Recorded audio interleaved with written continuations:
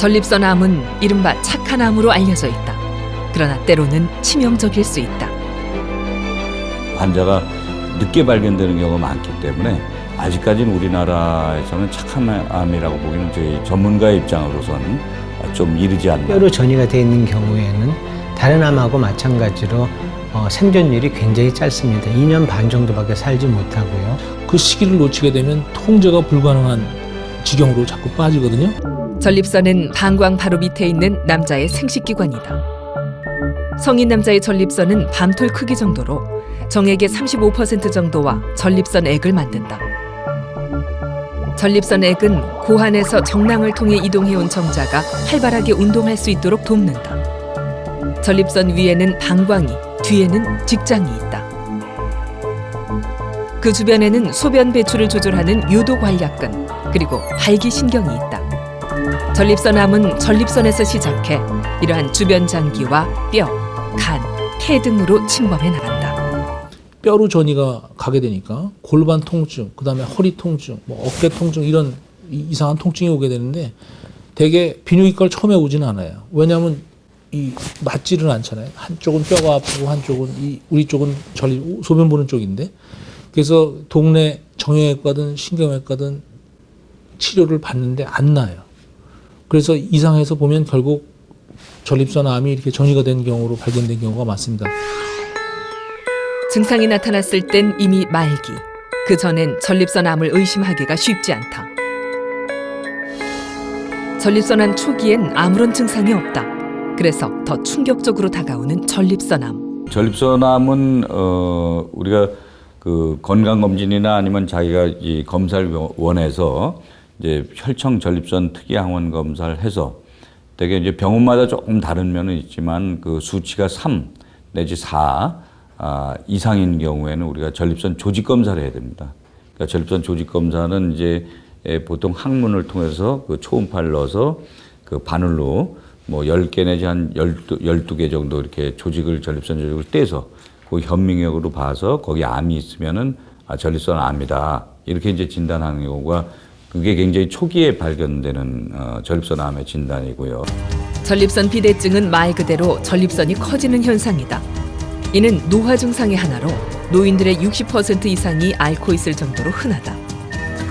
전립선이 커지면 주변 장기에 무리를 주는데 가장 대표적으로 영향을 받는 기관이 요도. 커진 전립선이 요도를 압박하면 소변을 제대로 보지 못하는 배뇨 장애가 생긴다. 그렇다면 전립선 비대증과 전립선암은 어떤 연관이 있을까? 전립선에 생기는 가장 대표적인 질환이 전립선 비대증, 전립선암이죠. 완전히 별개의 질환이고요. 전립선 비대증은 남성 호르몬의 영향 하에서 우리가 노화가 진행이 되면 전립선의 노화는 전립선이 점점 커지는 겁니다. 전립선이 나이가 들어서 점점 커진다는 얘기는 소변이 나가는 전립선 요도를 점점 압박하게 됩니다. 소변 보고 나서도 시원치 않고 화장실 가서 한참 서 있어야 되고 이거는 나이와 비례해서 증가됩니다. 평균적으로 보면 한 60대 남성의 한 50%는 전립선 비대증이 있고요. 70대에서는 한 60%, 80대에서는 한 70% 정도로 나이에 따라서 전립선 비대증이 점점 증가됩니다. 이와 반대로 전립선암은 물론 전립선 비대증처럼 노화가 진행되면서 따라서 암의 발생 빈도가 증가되기는 하지만 완전히 별개의 문제입니다. 전립선 조직이 노화와 함께 여러 가지 유전적인 소인이라든지 외부 환경의 변화에 따라서 그 암성 활동이 점점 증가돼서 암이 발생하는 거기 때문에 완전히 별개의 질환이고 또 전립선암은 초기에는 아무 증상이 없습니다. 일반인들이 생각하시기에 전립선 비대증을 방치하면 전립선암으로 이완되는 게 아니냐고 저도 질문을 많이 받고 걱정들을 많이 하시는데 전혀 그런 일은 없고 완전히 다른 질환이라고 보시면 되겠습니다. 수술이 시작되면 환자의 배에 6개의 구멍을 뚫는다. 구멍을 통해 들어간 로봇팔은 출혈을 예방하기 위해 전립선 근처를 지나는 혈관 다발부터 묶는다.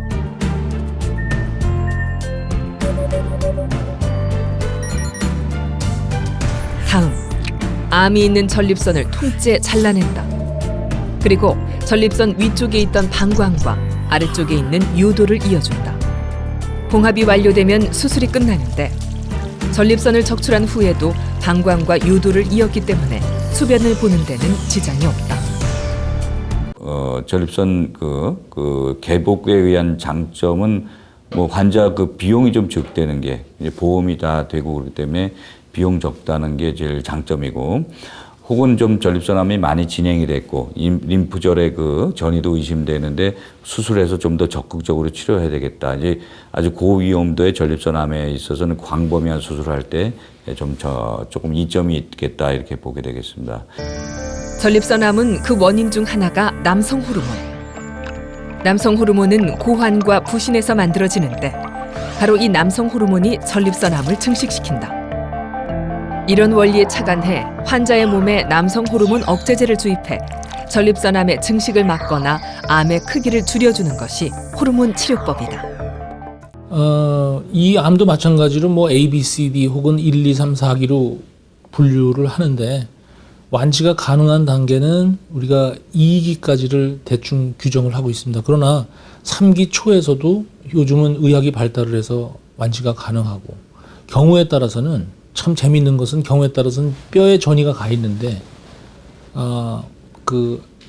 이 병의 특성상 이게 확 하고 번지는 경우가 있고, 아니면 뼈에도 가 있지만 아주 천천히 되는 경우가 있어서 적절히 치료를 하면 보통의 경우 평균 뼈에 전이가 가 있으면 3.5년 정도를 여명이 남아 있다고 우리가 얘기를 하는데, 10년 이상 사는 분들도 수두룩해요. 그러니까 이 개개인에 따라서 암세포가 진행이 빨리 되기도 하고 천천히 되기도 하고, 그건 이제 개인차가 있어서 우리가 정확하게 규정을 할 수 없습니다. 그래서 완치가 가능한 범위는 전립선 안에 있을 때가 완치가 가능하고, 또 한 가지는 조금 벗어났다 하더라도 요즘은 완치가 가능한 범위 내에 있습니다. 이제 우리가 전립선암의 사망률을 줄일 수 있는 가장 좋은 방법은 전립선암을 초기에 발견하는 것입니다. 그래서 전립선암이 이제 완치될 수 있는 이제 전립선암의 내부에 있거나 약간 피막을 뚫었을 때, 그 정도에 있을 때 전립선암을 발견해서 우리가 근치적인 방법을 사용하면 전립선암의 생존율을 아주 크게 높일 수가 있게 되겠습니다. 50세 이상에서는 사실은 PSA를 한 번씩 해보시는 게 좋습니다. 1년에 한 번씩.